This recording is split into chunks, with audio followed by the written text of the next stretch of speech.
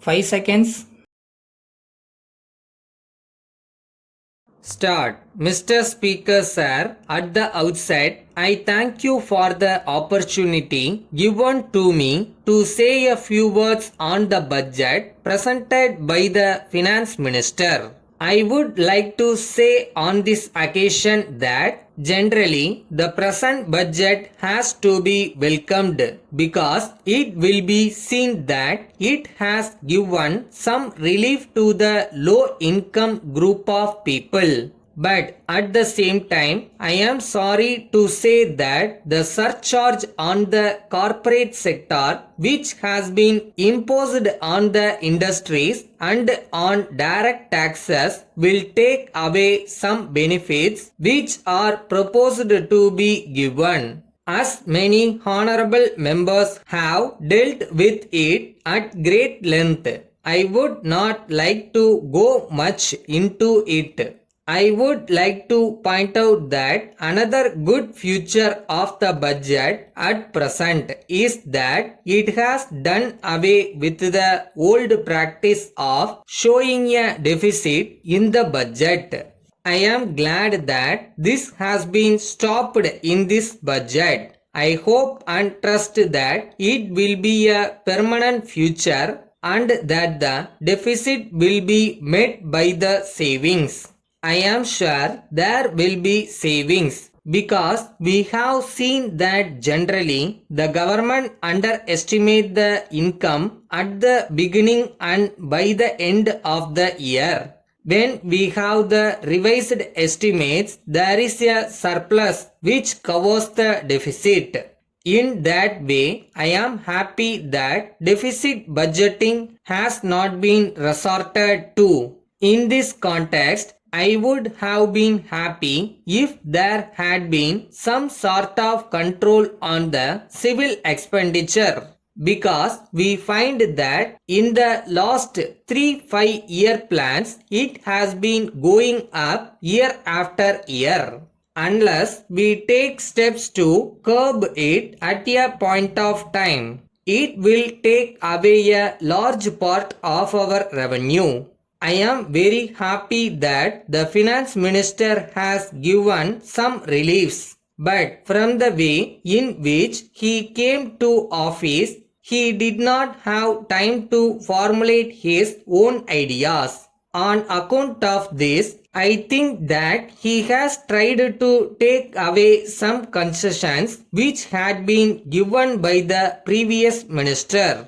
In this connection, I would like to draw the attention of the House to one thing. It may be remembered that a year ago, when he announced his taxation proposals, he was saying that there would not be any surcharge on personal income tax. But it is unfortunate that within a year, the new finance minister has given up this principle and that we have now a surcharge on direct taxes. There is another happy feature that the finance minister has introduced. We are happy that he has abolished the expenditure tax. I am glad that it has been done away with. But I would like to recall that in the past we had seen that it had been once removed but it was reintroduced by some other finance minister. I hope that such a thing will not happen in future and that the present finance minister will not reintroduce it. There are two other points which were dealt with by my honorable friend. One of the points was about devaluation of the rupee. We find from the papers that there is much talk about it. Some say that it will be worthwhile to devalue the rupee, but there are others who say that it will not be in general interest when we have to import a lot of things and when we have to pay for them. I fully agree with what my honorable friend said in this connection.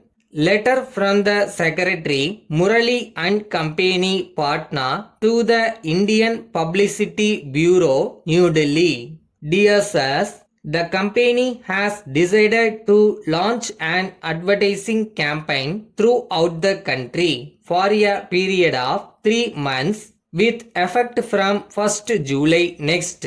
It has been proposed to spend about rupees 50,000 for this purpose. It has been decided that the advertisements should be made primarily in the principal national dailies and in important state newspapers. Of course, there is no doubt that in this connection, local papers and other suitable media may also be profitably utilized.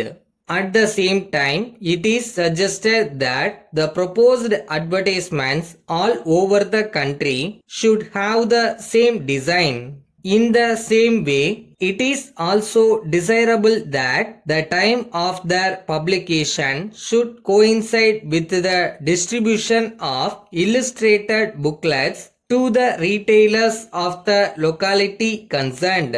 In this connection, I will be glad if you can draft a scheme for a campaign and send it on to me together with a copy and layout for the booklet as soon as possible.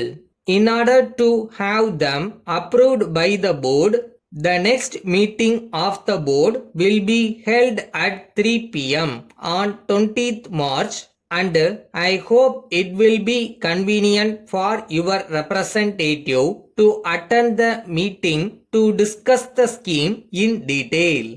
I shall be glad if you send me a reply at once. Yours faithfully.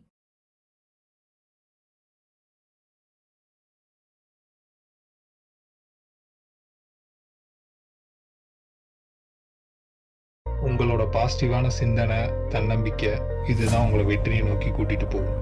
நீங்க நினைச்சா எதை வேணாலும் சாதிக்கவும் முடியும்.